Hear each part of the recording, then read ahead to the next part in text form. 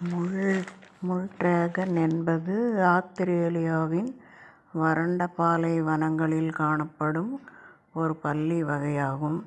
தோற்றத்தில் சீனத் திரைப்படங்களில் வரும் டிராகன் போன்று காட்சியளிப்பதால் இவ்வாறு அழைக்கப்படுகிறது.